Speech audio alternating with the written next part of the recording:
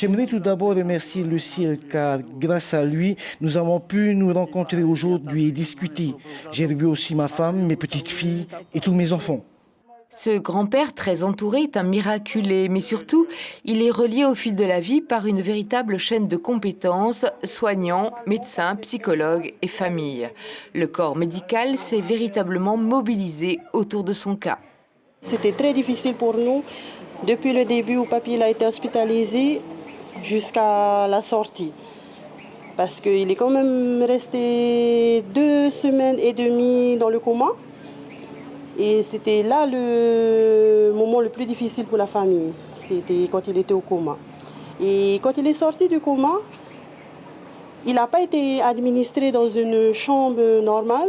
Il a été administré, on appelle ça le HUR. C'était les hospitalisations normalement de jour, des urgences. Pourquoi l'ont emmené là-bas? Parce qu'ils ont voulu encore surveiller papy, parce qu'il était toujours fragile de la maladie. Et c'est pour ça qu'il n'a pas été administré dans une chambre normale comme tout le monde. Aujourd'hui, la vie de ce grand-père a changé. Il est désormais très surveillé par l'ensemble du corps médical. C'est les infirmières que je remercie encore jusqu'à aujourd'hui, les infirmières du REA, le personnel du REA, le personnel des urgences.